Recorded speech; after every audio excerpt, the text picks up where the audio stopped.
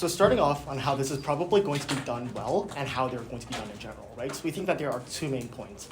One, probably many countries participate in this, and so far that this is a sweeping policy, so it's not like any one country takes on the burden of building refugee camps and therefore taking up all the refugees from a given crisis or time of crisis. But secondly, we will also maintain that there exists a difference between illegal immigration or legal immigration and finding a refugee status, right? I think this is possible because there is a lot of documentation detailing the circumstances of where these individuals come from, and I also think that when these systems are needed the most, which is in times of crisis, we think that the distinction between these two lines grow more apparent. So if any argument that UWODS wants to run coming out and says like there's going to be some fuckery with immigration, we think it's greatly marginalized because we think that in times of crisis, when there are refugees that are flowing in, it becomes extremely apparent what the distinction between these two systems are. Quickly visiting the comparative then, right? I think that the comparative is that the refugee crisis gets a lot worse, right? Wars are going to happen and economies are going to decline. The point at which we don't create these spaces, three things will happen, right? One, refugees will still exist and eventually find somewhere, someplace to go to, and at those places, there will be an influx of refugees to those countries, but now just illegally, I'll take it in just one moment, and also their quality of life will significantly decrease, right? Now, instead of crossing borders and being documented, they're going to be smuggled in or find some other way, as we see in status quo, right? Secondly, the quality of life of these individuals that end up in foreign countries anyways are going to be much worse. And this is because, one, they're not officially recognized by the government, so they are not going to receive any type of support. For example, monetary support, community support. Where are they going to go? What communities are they going to integrate into? How are they going to integrate into? What community resources are available to help these individuals integrate, right? These resources are no longer accessible if we do not create these refugee support camps. Thirdly, right, the country that are now receiving these refugees also suffers a lot more, right? Because when you don't have a high supply of these refugee camps in many countries, hence giving people many options in terms of choosing where to go, what happens is that they likely just pick the country that's closest to them, right? A select few, and specifically overcrowd those economies and those systems instead of having it distributed over many countries that already have like these refugee camps built, right? In which case, like issues like poor integration will only get worse. So I think the practical, I'll take POI. Nope. So I think the practical benefits of why refugees camps are good are pretty immediately clear. Like obviously we can provide the immediate needs like food, water, shelter, safety, and shelter, and these are things that are obviously very pertinent to human life, right? If you don't have any of these things, and these things are often threatened in times of war and crisis, people just simply can't survive.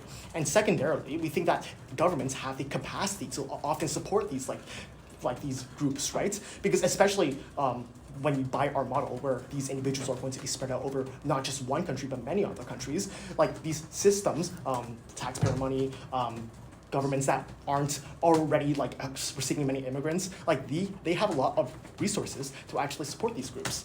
But I think in addition to these practical arguments, there are a few very important moral reasons why we have to do this, right? And there are two principles that come out of this point. One, human rights are intrinsic to our very beings as a human, right? The fact that we have a life, opinions, and experiences, and the fact that we, as a society, generally recognize that human life has value and that everyone deserves a right to live.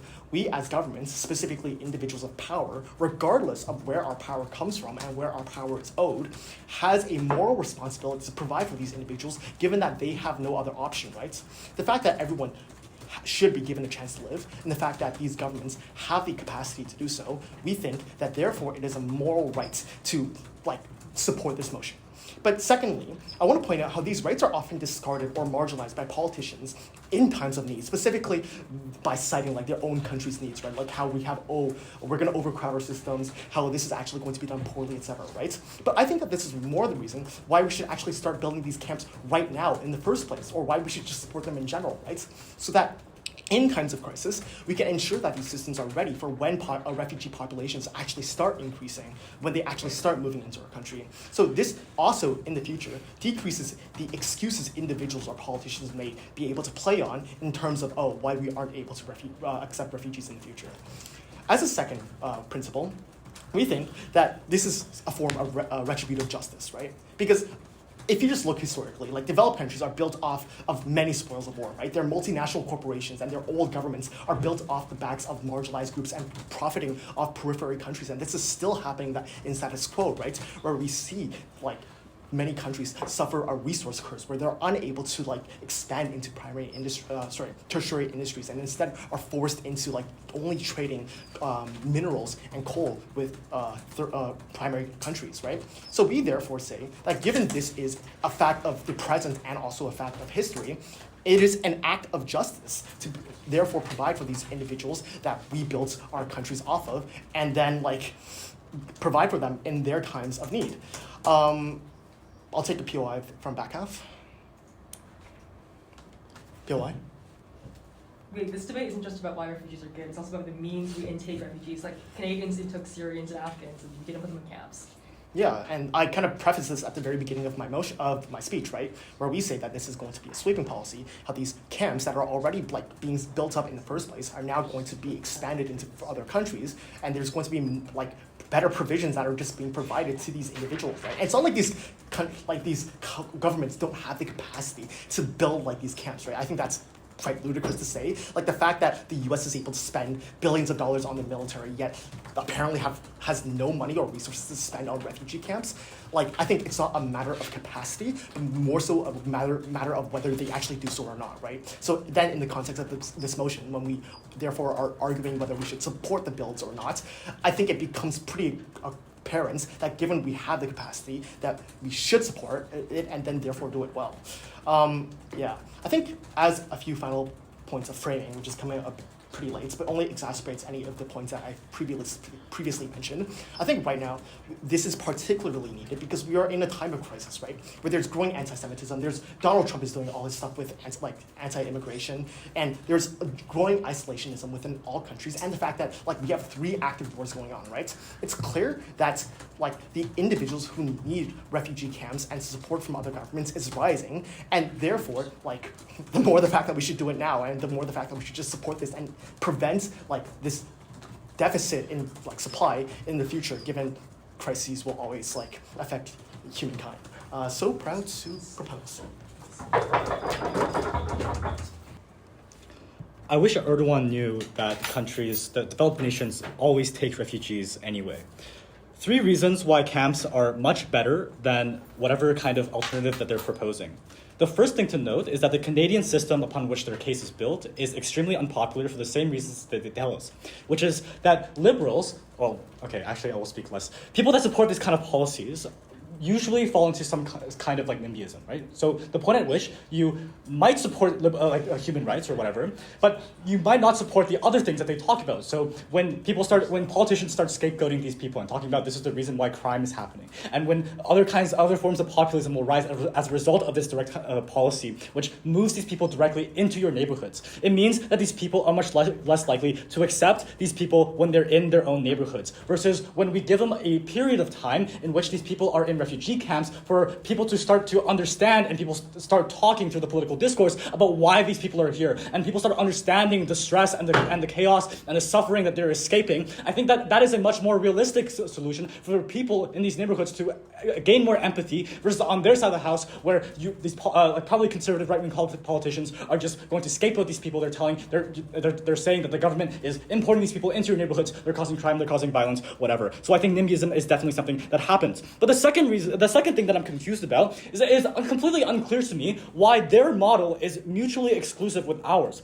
That's to say that the first thing how this will probably look is that we have refugee camps in the short term that provide short-term relief. That's to say that the refugee camps that we talk about and the kinds and the model that they're talking about serve 2 different purposes in a temporal sense. That's to say that refugee camps are closer to the border upon which these people are fleeing from. That's to say that these people, what these people require right now is medical aid. What they require right now is food and water and shelter and people that they know can keep them safe and protect them from the suffering and the violence that they're trying to escape from, right? So this is a short-term solution to a problem that necessarily refugee camps can solve, the point at which it is closer and a more instant solution. I think that it is completely possible for us to set up a model that they're talking about in the long run. So maybe a couple more months or maybe even a year down the line. Because the way that political capital works is you take an inch and then you take a mile, right? So that's to say this is what happens in the crypto crash. This is what happened in the Wall Street crisis in 2008. What happens with political capital is you pass a law and then you start talking about why this law is so important and more people start caring about it. And so when you pass one piece of legislation, more pieces of legislation that support this kind of stuff will happen in the future and will appear in the future. That's why I think it is just completely not mutually exclusive. I think that it's completely realistic for us to say that in the immediate short term, we will have refugee camps that we will set up, and in the long run, if these people need to integrate, then we'll be able to integrate them with their kind of system. Versus on our side of the house, the unique thing that Jacky proves to you is that there's two differences between refugee camps and their sort of model. The first thing to note is that what happens when after these people arrive. What happens is you get support because you can document these people. You can know where these people are going so that you can provide much more unique and support that is tailored to them. You can say, like, when this person comes to a refugee center, like if their model is true, if in the long run they're integrated into cities, they can come to the government and say, hey, I was a refugee from Syria because I was a refugee from Syria because I was documented at a refugee camp and I was there for a month, right? Versus on their side of the house, it's very unclear how you'll get the same kinds of support. But the second thing to note is you have the ability to ask them if they want to return home after the conflict is over, right? Because it's completely unclear to me out of the Elo's case how you will actually gain the kinds of long-term capacity to take in these people at a long-term rate, right? So what kind of jobs are these people going to actually take? So that's the next thing I'm going to talk about here. It's just a very simple question. Where are you going to house them, right?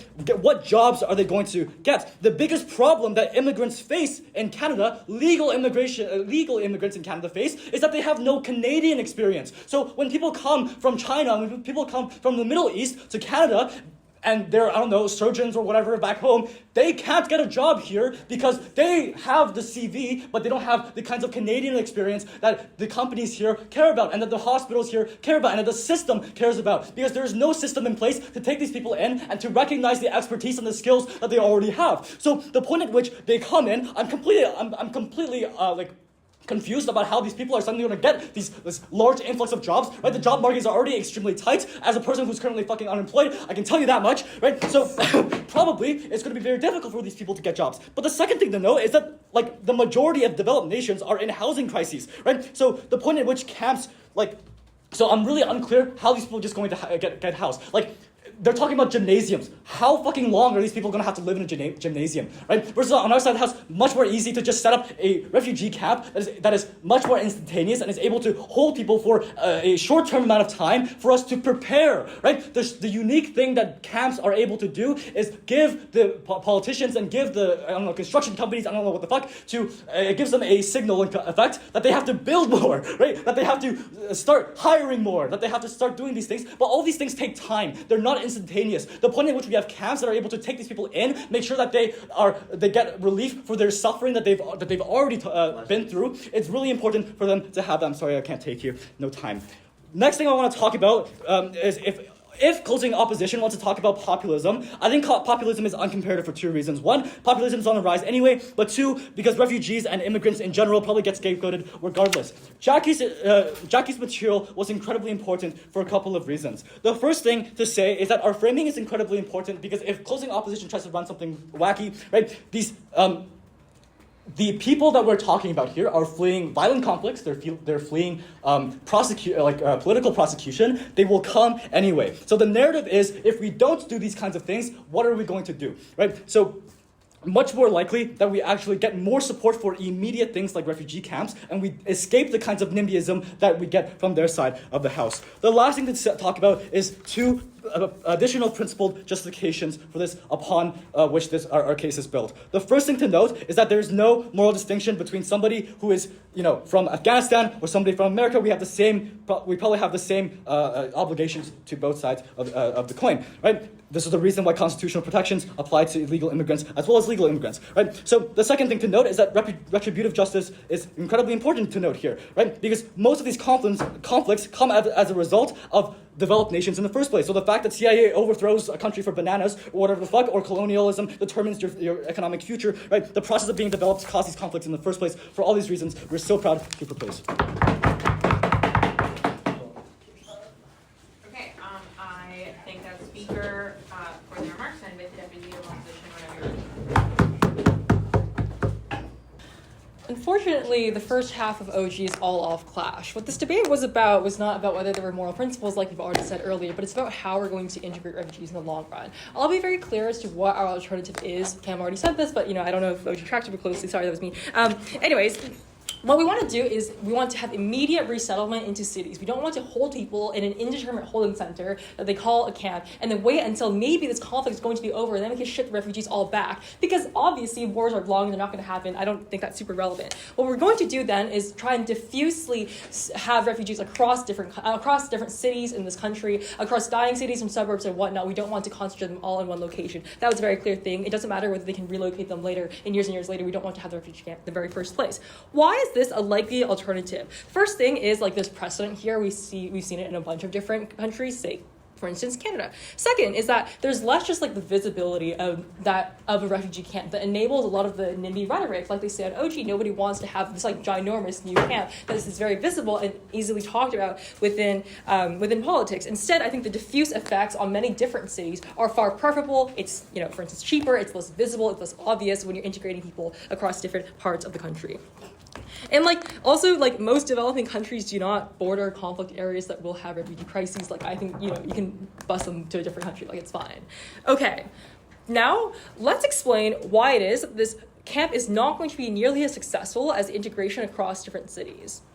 The first thing I want to note is that OG very much asserts that the camps are just going to be good and are just going to have funding. Just because there's a moral, obligation for us to intake refugees does not mean the refugee camps are in themselves going to be good. Cam explains to you for 3 minutes why they're going to be bad. They lack sanitation, it's extremely expensive, there's not existent infrastructure. I think it's extremely difficult for us to integrate refugees if they're already segmented very clearly from the rest of the population. Why is it then you're going to have more funding across different cities, across different parts of the country? First is that I think there's just more political will. You're not forcing one specific part of the whole country to intake a lot of costs there. Second, that you have existent funding and material infrastructure that is easily leveraged and used. Thirdly, that you have much better social integration. I don't respond to OG here, and I think this is explicitly mutually exclusive, because when you have people physically marginalized in a refugee camp, they are turned to the specter of the other. You don't engage with them. You don't get this social interaction that allows people to change their minds as to what they think a refugee is and can be. The second is that it's much easier to integrate them if you do not house them in a refugee camp in the first place. The reason for this is because refugee camps themselves are extremely traumatizing. They alienate you. They make you dislike the country that is taking you in the first place, because it feels like you're still stuck in the conflict zone with a bunch of other people that you've experienced harm with. And so I want to weigh this on the long-term likelihood of well-being across somebody's lifetime. I think it's much more likely that the shifts from, it's much more likely that they're going to be healthier if they don't have to spend time in the refugee camp in the very first place, which we might prefer the integration across the city. I'll take the closing few guys from earlier, sorry. So why is it that we must necessarily defend doing these in ways that are not thought through, not pre-planned, and are done poorly, but we are assuming that governments across the world can do this now when there is a lot of wars that are likely going to create more refugees in the future? So, okay. I'll deal with the best case then. I'll go even further, okay? I'm being charitable. Look at us go. Sorry. So, okay. Perhaps you can plan a refugee camp to the best of your capability. You can try and have good sanitation. You can try and make sure that people have education and what's there. But what still matters here is that, firstly, it's extremely expensive to do so. Your budget is still bounded, right? You cannot just defend that this is going to be the best case scenario in which you have infinity budget to have a good refugee camp. And secondly, you're still clustering people with a lot of trauma and a lot of terrible experiences and PTSD together. And that is extremely difficult for people to manage. They don't want to spend so much time with other people who have experienced the same traumatic experiences as them. This, for many people, is extremely damaging to their well-being, and they'd much rather go back to what they could see as normal, as being part of another city. Perhaps it means that they're still extremely poor in that other city. we think that that is something that is preferable for a lot of people because of the difficulties that they face within a refugee camp that is extremely concentrated, that it's hard to get away from the sadness that you're reminded of very regularly. So even in the best case where we have good refugee camps, we still think they're bad for people in that case. We still think they're very politically unpopular. I want to talk about the economic possibilities that people can achieve when they are moved to different cities and integrated across different areas of this country rather than forced to be in one camp. The first, and just like the really big claim here, is that they're not insulated from the broader economy. People are not forced to live in one place. They are not forced to be like unable to act on their own autonomy and agency. For instance, like within Canada, Syrian refugees have a much higher rate of starting new businesses, but they're only able to do so because they're not only stuck with other people who have no spending capabilities because they're literally refugees, right? They're much better able to do this if they're spread across different parts of the country that have pre-existing economic structures and markets that they can then integrate into. It's much harder to do so if you start off all concentrating all of those funds inside the refugee camp without thinking about the scaffolding and the funding that is necessary to give, like new home loans and whatnot across the country, because that's going to be extremely expensive in the long run. What we're talking about here is ultimately going to be bounded by these funding constraints. And we say that it's much cheaper for people to, it's much cheaper for governments to diffusely spread refugees across different parts of the country. The reason for this is a couple-fold. The first is that it's much easier to then also rejuvenate dying cities, ones that don't really actually have to deal with these naming problems in the first place. I want to talk about human capital outflows from Red Deer, Alberta, because there's a lot of selection effects on these smaller towns, smaller cities. I had a lot of people leave back, whatever, but I had a lot of people leave to go to larger cities. And so a lot of cities are dying across developed countries. It's difficult for them to get new human capital because of these selection effects. What diffusely spreading refugees across the country does then is it creates a productive inflow of people that can capitalize off of clearly, existing areas where the only restaurant there is one that's been existent for so long and doesn't have any real competition. It's much easier for people to then integrate and use their own skills because, like we said, these people were they were cooks, they were teachers, they were doctors in the past, and they're never able to actionize on those skills if they're stuck in a refugee camp for so long and take up all the resources that the government is only limited in its ability to spend there. So I think it's a lot more cost effective then for a government to not insulate people from their broader economy, to allow them to act on their agency in the first place, because it's extremely difficult to do so in a refugee camp when all that matters is scale. All that matters is how can you standardize these processes, and it's not about whether or not we can empower people to do their own thing and act upon their own agency. We think it's much more likely for us to be able to access any of these benefits on our side of the house. It's far more expensive for Gov to do so. They needed to explain why they're going to have this in the long run. I don't think they do so. Proud to oppose. Okay, I think that's speaking to their remarks. Member Dowd, whenever you're ready.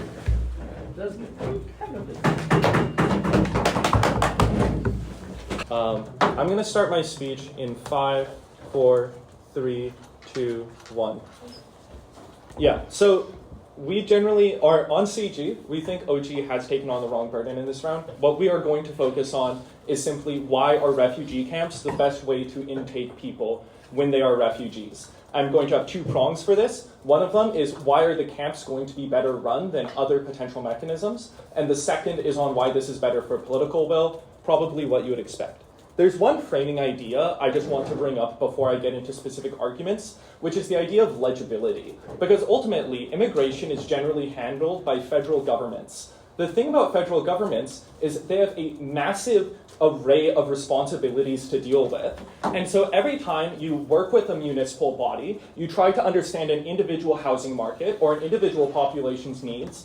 This increases your chances of corruption and mismanagement, because it means you're more likely to have broken communication flows between provincial or municipal governments. It means that, and also due to simply a lack of human capital, limitations on human capital, the more clear you are able to make these decisions, and the more you can have clear correspondences between who's coming in and what they're getting and how they're getting it, the better decision making you will have as a federal government, simply due to the limitations of your office.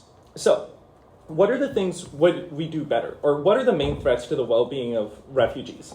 Well, we have a couple things. First, there's simply a vulnerability in terms of their basic needs. So like often these people do not have a job, often they don't have like a pre-established direction in the society they're entering, they often have been promised aid that they are reliant on for survival, and they often don't like have fluency in the local language, or they have religions which differ from the dominant population. So what are the things we do better?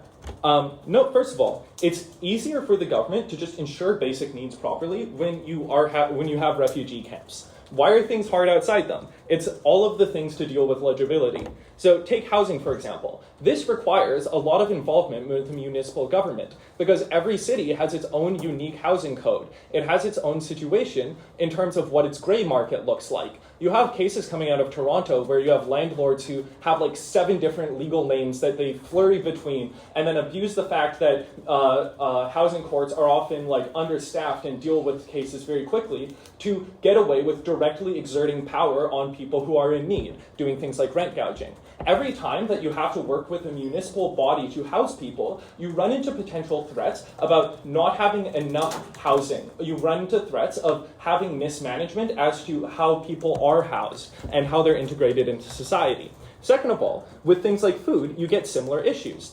If you need to integrate with a local food bank, this means that you also need to you are risking putting stress on the people who are already reliant on those services. More money does not always equal more product, because the issue is that these are often understaffed places that people go into because they care about the people there. They're often more charitable functions of society, and so often you don't have people who are as skilled in the management of money. You don't always have the ability to just buy more from a bulk supplier, especially when you're in the boonies or you're in the middle of a city and something of a food desert. Finally, just with legal matters, a lot of people who are immigrating to developed countries need to go through a whole foray of different, engaging with the legal system, making sure they're up to date, making sure they know any differences between the laws in their country and the laws in a new country. And again, the more that you have to deal with local governments or local legal firms, the more likely you are to have people taking your money, to have people lying to you, have people bullshitting you, because you simply don't have the ability to gather that much data that fast as the federal government. You don't have those relationships. What camps do better is they agglomerate everyone into a single body, where you say, we know exactly how much housing we have, we know what conditions that housing will provide, we know who our food suppliers are, how much they can sell to us, what price they can sell to us, who they are supplying from, and we can have legal firms that are large bodies, which are both building the necessary expertise to do something difficult, which is make sure that you are telling people from a different country, who most lawyers won't know the laws of, what the differences in your legal systems are, and to also make sure that they're doing the immigration law properly. You have a much clearer sense of how to communicate those legal norms and enforce them. It also just as a side note, makes social bonds a lot better. So not only do you have a better ability to agglomerate as the federal government and make sure that the money you're spending is being used effectively, but it also means social bonds are better. You just have more people who know your language. You are more able to, for example, say you're Muslim, have a mosque where people speak your relevant language, or you have more likely to have a mosque where people believe in your particular sect, because refugees will often come in a group and you might not be in the same sect as a random place in another city. The impacts here are twofold. One, you just get more refugees, because assuming limited political will, you might as well use these resources to achieve the same effect more effectively. When everything is cheaper, you can accept more people with at a lower price, and getting people out of active war zones is probably one of the highest priorities we can have. But second of all, you get better conditions for the refugees. They're secure in relation to their basic needs because they're less likely to be taken advantage of by local housing or local food suppliers. So these people, sure. Yeah, the CG case depends on the idea that federal governments are super competent and municipalities are corrupt. Not only do we give you structural reasons why economies of scale make things like legal services more efficient, but there's the additional mechanism that municipalities will be held responsible if they screw up refugee response. So they're more incentivized than federal governments, who won't be held directly responsible by the places. So I'm not going to first of all, this argument is not reliant on the federal government's like intelligence. It is reliant on the fact that there are limitations to the federal government's ability to have oversight, and the more legible it is, the more effective it is. It's actually the opposite of what you're saying. Ethan will handle refutation to the rest. There was a lot of ideas there. Now, the important thing I want to get to is when you have people who are secure in the relationship to their basic needs, you get things like, less abuses of power, improved quality of day-to-day life, and finally, like the time and energy to actually deal with the terror of their situation because they have tighter communities, they can talk to each other more, this kind of thing. Last point I just want to get out at the end of my speech, this is better for political will, simply because like it means you have better accountability when people are all in a singular area which media can report on more effectively. And this means that from the liberal perspective, you have clearer accountability for what is actually being done here rather than a diaspora population. And when it comes to conservatives, like the two main conservative pieces of rhetoric against like immigrants are crime and jobs being taken away. When you have people who are sequestered from society, that rhetoric simply becomes less effective because you can't say they're committing crimes in our cities when they don't live in your fucking city. I think that's pretty obvious. Proud to propose. And I'm just going to begin by doing refutation to closing government and then moving into remaining constructive about how this actually hurts the victims of conflicts and the lives of these refugees. So first from CG, we hear this push that, well, on our side of the house, there's like this lack of communication. These people are just being dumped into like a random place and being like, good luck, buddy. But in reality, actually, like there probably will still be programs where they're given like different like programs where they can learn the language, for example, subsidized housing, like various like access to alternatives to make sure that these people are not getting abused. I also don't see how true this push about like municipalities is. Presumably there are municipalities that are sympathetic and the government can just choose the ones that won't be super opposed to this, just like choose a really blue municipality and like that's fine. But I want to address specifically the point about like social needs being met because I think there's an interesting flip. So first I feel like in terms of people being like in proximity with people who are similar to them, this is somewhat symmetric because people are self-motivated actors. They'll probably choose a location that has, other people like them who will, and that's why a lot of the language stuff falls flat. They can still have support there. But I think there's an important flip here is that in camps where you have like refugees not sorted by like religion, by demographic, you're likely going to have people who come from the same conflict zone who actually oppose each other, who have really long tensions. So for example, like the Alawites and the Shia refugees from Syria, you're likely going to see a lot more conflict when these people are placed in a region where they can't leave, where they have a long history of like one group oppressing the other, where it's a lack of actual like policing to prevent these conflicts. I would also like to flip the point about accountability. I feel like presumably it's more likely this will happen in cities on either side of the house just because that's where most services are. That's where like most money is. That's where subsidized housing is already built. So if it's going to happen on cities on either side of the house, 5 minutes, then we feel like media will probably portray refugee camps more badly when they're all concentrated in one area just because there's more stuff to pick on. There's also more issues such as disease, for example. There's more visible displays of poverty, for example. There's a lot of for example, unaccompanied children, for example, or just other sites that seem very ghastly, and people will be exposed to this a lot, and right-wing media will probably weaponize this, so I feel like it's a flip. So now, moving into remain constructive about how this hurts the victims of conflict, we feel I want to clarify the counterfactual. Yes, so one of the counterfactuals is that, just accepting asylum seekers is an option. However, another counterfactual that is not being talked about, but is absolutely valid in the context of this round, is just constructing refugee camps in developing countries that actually border the countries where there are conflicts. There's already a lot of initiatives for this. So for example, USAID, I know that doesn't happen anymore, but countries have various funds that they allocate towards constructing refugee camps in other countries, helping those countries take care of their refugees and stuff like that. We feel like this stuff is a lot less likely on your side of the house. So first, there's an inherent trade-off on spending. A couple of reasons. First, if the government is already spending a lot of money on these refugee camps in the developed countries, there are probably going to be a lot of electoral pressures, especially due to like increasing protectionist rhetoric, to decrease overall spending for refugees, and especially the fear-mongering from media about how much this costs. So these countries will then have to cut down on like programs that aid the construction of these camps in the developing countries. They will also probably be less likely in the future to like pass these sorts of programs. It's a lot cheaper to construct these buildings, these camps in developing countries, because land value is a lot cheaper, because spending power is a lot higher. You probably can construct more houses, affect more people. On your side of the house, you're also paying for things like plane tickets, presumably, which are really expensive, and that's a huge resource trade-off, which you can spend on other things to have a higher utilitarian ROI.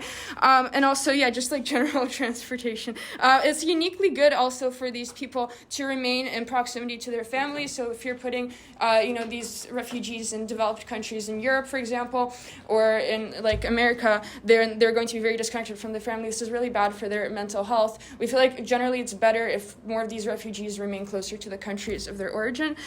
Secondly, it removes pressure from politicians in developing countries to actually like resolve these conflicts. First, you get like a lot less actual like protesting from people on the ground who are meaningfully affected by these conflicts, because there's just less of them in general. There's also less evidence of like the severity of the conflict, which lessens the response from the international community, which a lot of times relies on like a very obvious like numbers surrounding like casualties or like lack of a response or just human suffering in order to justify interventions. There's also less spending overall in constructing these camps, because there's now the expectation that these developed governments will take them. Therefore, there's now more spending on like the conflict itself. There's probably money is probably not being spent really well. This also leads to worse treatment of these groups in the future. A couple of reasons. First, these conflicts where the refugees tend to flee from tend to be like ethno-religious, and so if there's less of this group then left to speak out, it's a lot easier to oppress them. They lose their political leverage. So if like a group goes from 40% of the population to 20%, that is a significant drop. So after the conflict ends, it's a lot easier to oppress them. Yeah.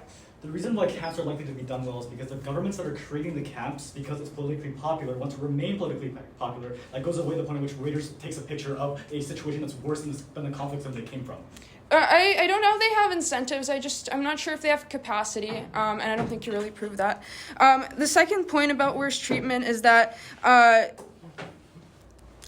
people who are most likely to be politically active and to actually try to rebuild these countries and address the wrongs that were committed are most likely going to be refugees. They're going to leave. This is like basically brain drain. This is, again, bad for reconstruction efforts. Why do all these things matter a lot? The people who get left behind are probably going to be the most vulnerable, people who are like in the inland of the country who don't have access to like airports, for example, people who are children, unaccompanied minors and stuff like that. There's now a much diminished will to actually help these people. There's a lot less expectation to care about them. In the long run, we actually help. You're helping like less people overall, because you're spending more money on things like transportation as opposed to just constructing the buildings themselves. And finally, it takes longer to actually, help them, because processing probably takes a lot of time. You have to screen and make sure these people aren't like violent and stuff like that. So in the meantime, while these people are waiting to be transported, they're still at the risk of being attacked. They're at constant risk of being like victimized. And we feel like overall we weigh over all the teams in this house, because we prove that within these camps, the conditions are not going to be very good. There's going to be a lot of inter-conflict, and for these reasons, proud to oppose.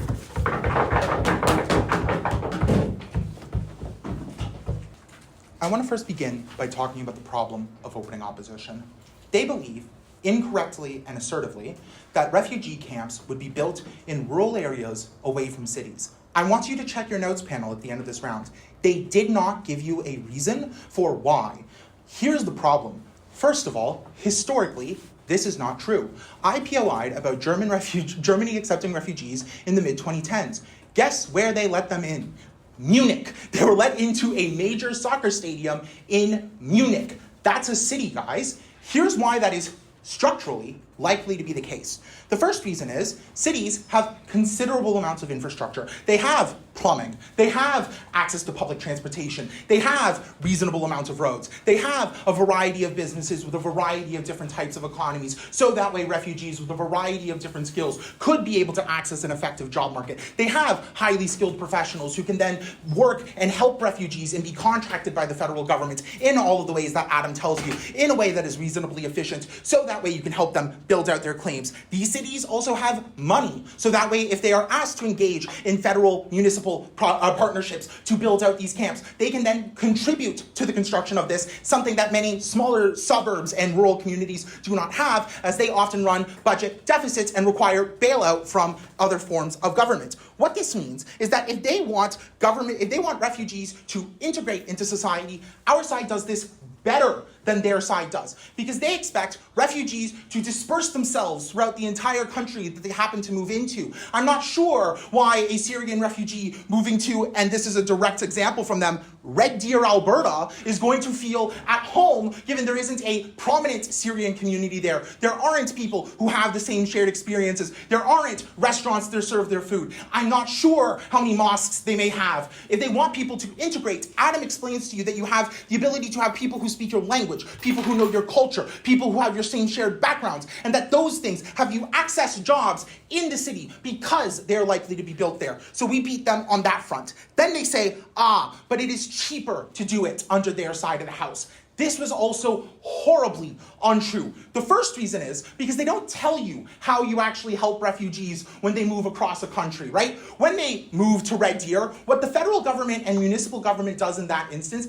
is they provide voucher programs to those refugees to then subsidize the market-priced rent of the cities that they choose to go to. The reason they do this is because you can't do the economies of scale because you're not setting up a camp in an abandoned motel and having 50 people live there where you can then engage in eminent domain, buying out that motel, and then having all of the refugees live there wherein the government subsidizes the cost. When you let the refugee pick where they want to live and pick where it is that they happen to have housing, the government has to then subsidize it via a voucher. This is much more expensive because, as Adam points out, you are at the hands of the private market, which has substantially fewer checks to the pricing of things. By contrast, when you are building this yourself as the federal government, you can benefit from a lot of the economies of scale. You own the land. You can just build on it yourself. You can hire federal workers whose job it is to focus on these things. So it is not more expensive under our side of the house. The things that make it more expensive is exactly the types of proposals that they want.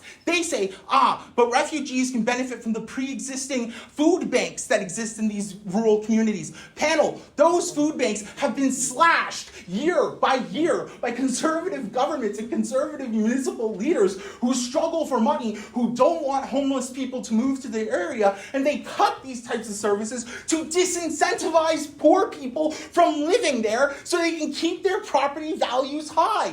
They are already under-resourced, underfunded institutions, and they're asking for those institutions to be overburdened as a result. It is only when you are able to negotiate with the producers of food, negotiate with development companies who own these types of productions, and negotiate large multi-year deals with federal guaranteed money that you can get a benefit of an economy of scale. Then they assume, these camps are going to be built poorly because of budget.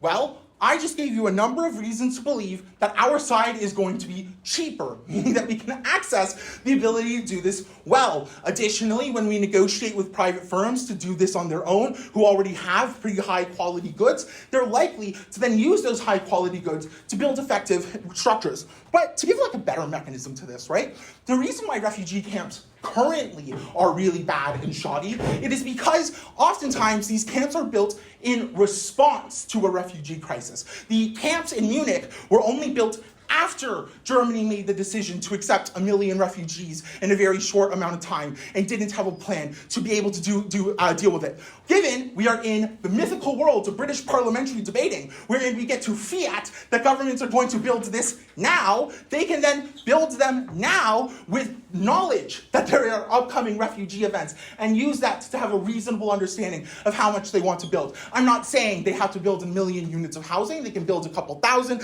I'm relatively agnostic as to how much of this they build. My point is to say is that they don't have to do it in response to crises. They can do this to preempt crises. So, why is it that this leads to better political outcomes? Well, they say that, the problem is racism, and you're going to have a problem with people feeling that there is racist violence. I hate to say this, that if you hate Muslims and think that they are a violent people who are intrinsically going to be violent because you believe in white ethno-supremacism and as a result don't want them to enter into your country, you're probably going to find a way to target them and vilify them anyway, as we see in status quo in Canada in response to Syrian refugees having entered the country in the first place. However, we get better outcomes for these refugees for 2 key reasons. The first is we are able to accept more refugees, because when we know how many units of housing we have available, when we know how many portions of food we have available, and we know when people get off of the government dollar and start integrating into the community more fully, we now know exactly how many units of housing we have available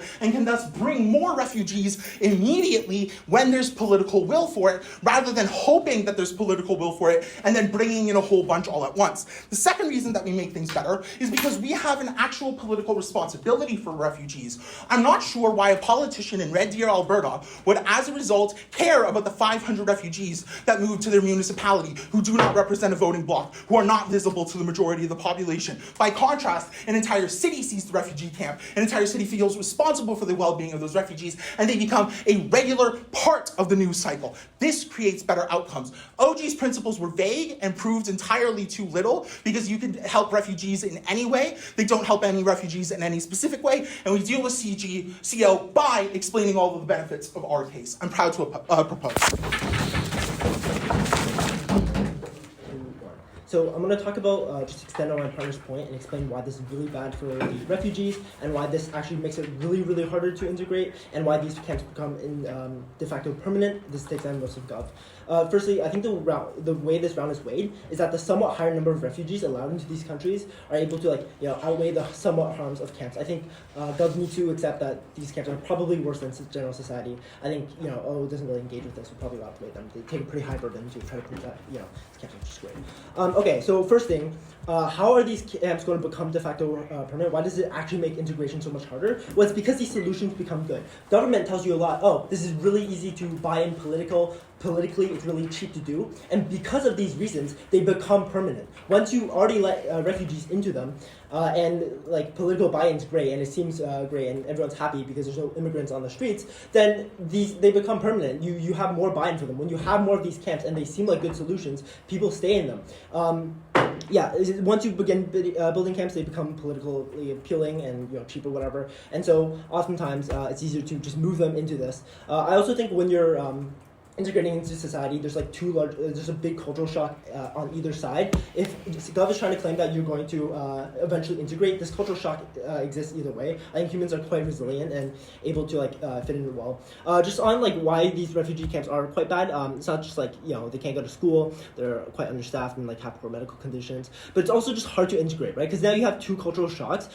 Most refugees who enter these camps have a reluctancy to leave just from status quo bias and from the comfort you get when you enter a new country and your first experience is this nightmarish housing area. It's not a good impression on the country, and this impression is important because these refugees are very vulnerable. Secondly, and this is true, many of these refugees in these camps are just living in such poor conditions that they often want to go back to their war-torn countries. This happens in a lot of refugee camps where they protest to allow them to leave. The reason for this is, again, people are usually quite irrational. When I think about my war-torn country that I escaped from, I think of my home, my family, my friends, and my community. All of the stuff that I no longer have because I'm forced to live in a camp that's just hellish conditions, and I don't really have any freedom, which is obviously quite important. So I think the impact of this is just that the camps become very unpopular. This is the refutation against government, because sure, if this is good and so politically popular, then it's going to continue happening, and integration just becomes much harder for people to buy into because there's this alternative. You can just keep all the refugees in camps and, eventually ship them back after the war is, done, whatever. I think political push, as CG pointed out, backlash is equal on the other side. We can probably just feel out that the alternative is we push them into society.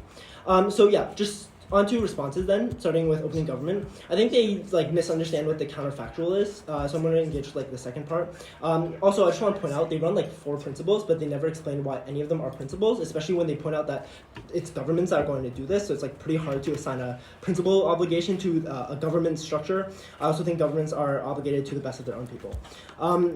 Secondly, they tell you that the rights are often discarded by the politicians in these countries, the rights of the people, the refugees, which is important because it just shows how low quality these camps will be. In terms of reparations, I have no idea what this is trying to get on about. I think the alternative is we allow people to integrate into society, have one shot, and actually be able to have jobs and meet their friends, whatever.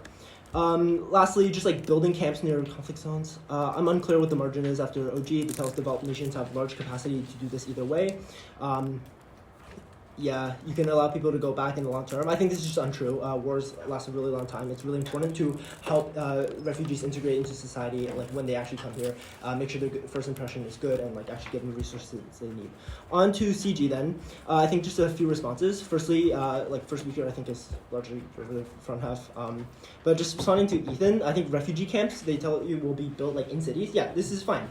Cities have building policies too, right? The reason camps are easier to build is, whatever, red tape exists for safety. Often these times, if you're rushing to build these camps, they're going to be quite bad. And secondly, just on the idea that you can preempt this. Sure, you can say, fiat that will build this earlier. But I think, firstly, preempting is somewhat symmetrical because we can build community housing more. We can change that type of policy. But secondly, just more important, this buy-in for building a lot of camps for a future hypothetical war, I think is pretty low. So you can fiat this, but the quality of this is going to be quite poor. Because I think CG is suggesting that we build, lavish homes or just community centers with stocked food and medical facilities, and that somehow these type of facilities will get buy-in when they sit empty in city centers for a few years. I think this is very unlikely. I think either way, whatever housing is going to be built is going to be quite bad. So then just waiting on what Mary tells you, I think it's really important that these camps look really, really bad and lose a lot of buy-in, right? Processes take they have poor conditions and a lot of inner conflict. And oftentimes, again, when a lot of these camps have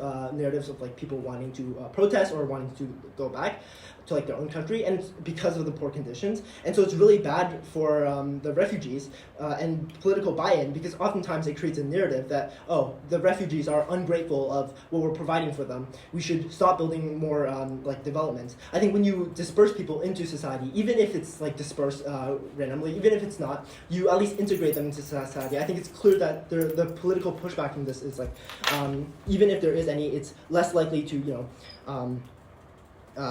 try to keep people stop building camps and stop this type of war relief. Let's see. Yeah, so basically, just the important thing is, you can develop a lot of these camps, but if you're developing a lot of them and people stay in them, then this becomes the norm, and a lot of people are forced to do them for a really long time. The poor conditions, this is why we weigh over because these conditions last for a really long time, and it's really hard. It becomes far harder for people to integrate because of these political reasons, because this seems like such a great idea. I think this is how we weigh, because these wars last long. You need to consider long term. The issues, again, the camps become de facto permanent because of these political reasons. And secondly, I think for most refugees, you need to integrate eventually into society anyways, which is much harder to do when you've already integrated into your community center and gotten used to being surrounded with people around you. Also, just 2 cultural shocks is quite bad. The marginal more refugees you can take is outweighed by the fact that integration becomes so much worse for just everyone later on because of political will, because so many people want to leave the country, and because of how these camps become permanent, and also because it's so much harder to integrate a second time. Many refugees would want to stay in these camps. I also think it just makes refugees look worse. We weigh over because we tell you how these refugees act and how this oftentimes does become quite bad. We also tell you why just xenophobia does become far, far worse, and it's quite important. Proud to oppose. Okay, so we ultimately reached a unanimous decision. We gave the first to closing government, the second to opening opposition, the third to opening government, and the fourth to closing opposition. We spent a lot of time discussing the 1 and the 2, and then the 3 and the 4. We felt those, both diagonals basically, were very, very close. And then the rest, I think, was relatively clear. So starting with OG, what do we get? Obviously, I think as most people realize in this debate, the first half of the OG case was a little bit off clash, but we do think by the end of OG, there was, I think broadly, like 2 different arguments advanced. The first was one about political will and how generally there's NIMBYism, that means that people oppose when refugees like live in their area, basically, and that camps help like acclimate and assimilate people to the idea of having refugees around because like you know that they're there and you like that you're helping them, and generally people want to help them, but they don't have to like worry about like their fear of crime and whatever that comes along with having refugees around, or like job theft. And then the second is the resource argument, which is basically that in many cities, employment and housing is quite difficult. There's job shortages, there are housing shortages, and this means that refugees are not going to be able to make ends meet. They're going to deal with like like socioeconomic problems and also potentially like make housing more expensive, etc., and that is an issue. From OO, I think we broadly get 3 arguments. The first is that cities are better.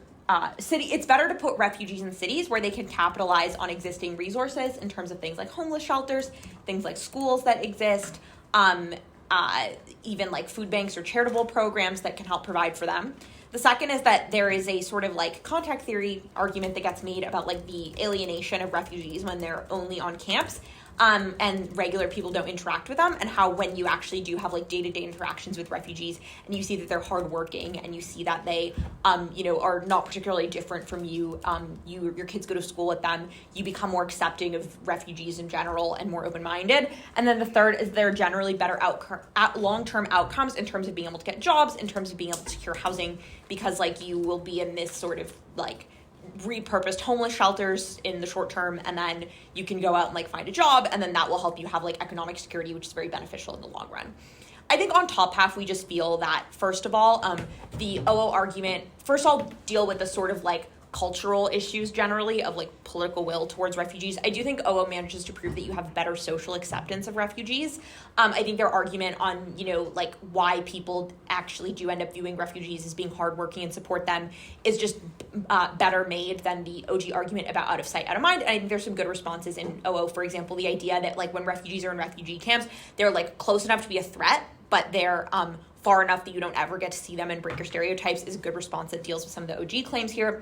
Second, on the resource thing, I do think that OO just manages to prove that there are a lot of resources in cities that are better capitalized, and there's probably some level of like charitable or, like unused current resources that can be refunneled towards refugees in cities that aren't refugee camps that will help overcome some of the problems you identify in terms of jobs and housing shortages. So I think that's why OO is winning top half.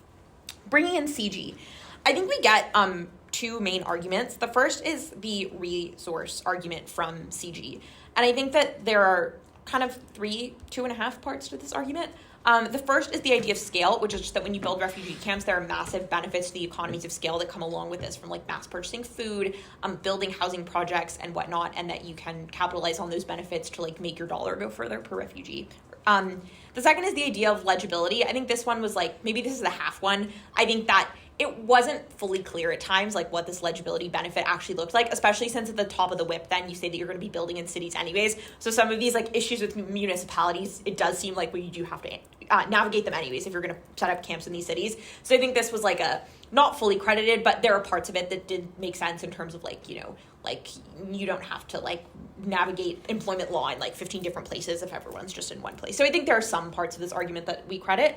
And then the third is that basically there are like some private market whims that mean that it can be very costly to put people in cities because you have to give them like vouchers for rent, and the, like charitable resources that would be accessible to people in terms of like food banks and employment training opportunities, whatever, have been like gutted because of retrenchment. And so there aren't really sufficient charitable opportunities to provide for people. And that means that they would have to buy food in like the private market where it will be expensive and also costs might be driven up and whatnot. I think the second is sort of some of more of the like cultural, I'm calling them cultural arguments from every team. That's not like the perfect descriptor, but I think Generally, what I mean by this is, first of all, the political will idea. So I think there's some good bits in the member about how, like, a lot of the stereotypes that currently people or refugees face are around, like, them either being criminals or stealing jobs from people, and how if they're in camps, obviously they're not going to be doing either of that.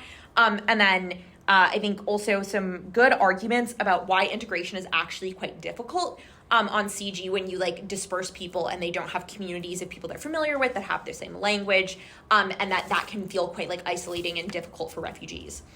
On GovBench, we think that generally, I think CG is more robust on how refugee camps actually address the issues that OG identifies exist in cities. So you say there's job shortages, you say that there's food and housing shortages, but it's not entirely clear why camps are so much better at addressing those. And I think CG does lots of good work to prove that you actually can address those problems much better when you create refugee camps.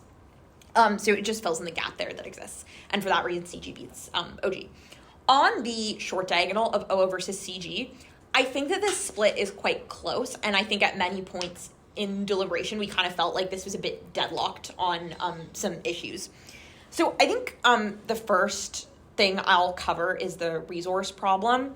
I do think there are little bits of OO that don't fully get refuted by CG. So, for example, I think their material on like schools is not entirely clear why it is that, like, the schools are going to be better on CG, for example. But I do think that CG has some very good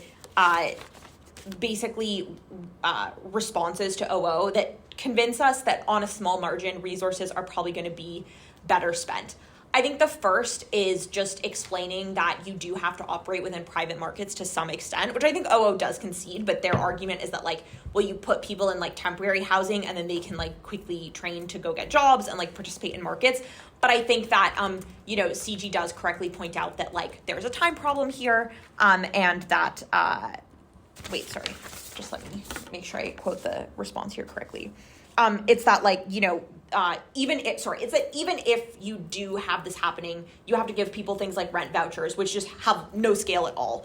And that, like, you might have people relying on charities for food, but if they rely on that for anything more than, like, a very, very short period of time, there's not going to be sufficient resources provided. So I think that CG does manage to convince us that, like, on a dollar per dollar basis, there is probably efficiency gains, and that a lot of the OO case, I think, only functions in, like, the best case scenario. So yeah, it probably is true that for the refugees that are able to, like, go out and get jobs, that they might be better off on OO's side. But I think that CG proves that there are probably many people who can't, because, like, they don't speak the language, whatever, and that for those people, it's very, very costly to provide for them in the, individualistic way that OO talks about. And I think that, similarly, a lot of the benefits specifically of cities that OO brings up, I think CG is able to co-opt to some extent by saying, well, we probably aren't building refugee camps in, like, the middle of nowhere. They do get built in places where people are proximate to opportunities and stuff. So you're basically able to prove that, even best case, where people would be able to thrive even without the camps, you just have much more efficiency per dollar that governments spend on camps. And then because of the proximity, like, they get the added benefits of employment, basically. So I think that it's deals with sort of, like, OO's best case as well. You're able to win on the resource question. The second on the, like, alienation or, like, the cultural issue of, like, refugees and how they fit into the communities that they end up in, I do think that OO's social contact argument is quite well made and is generally very, very good.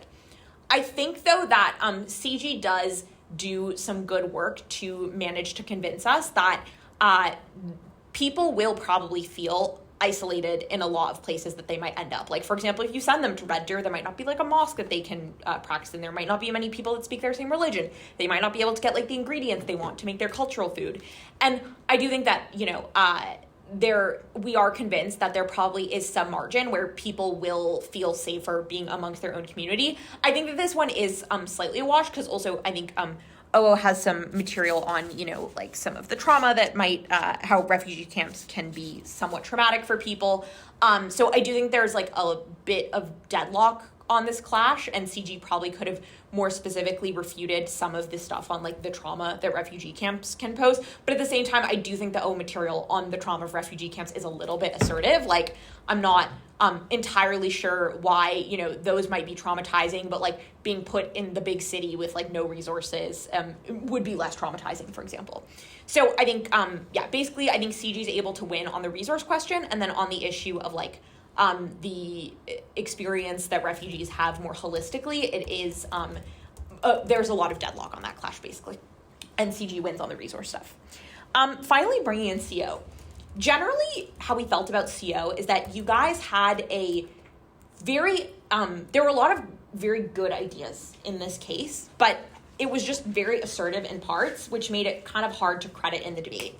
I think the two areas we sort of struggled with is first this idea of like, like people in conflict being put in the same refugee camps. I'm sure that this has like happened empirically, and I think you have the example of Alawites and Shias in Syria, but it just would have needed more analysis as to why this is actually likely to happen. Like, I believe that it might happen sometimes, but I have no way to assess plausibility or frequency with which this happens because you don't fully give me structural reasons as to why it is.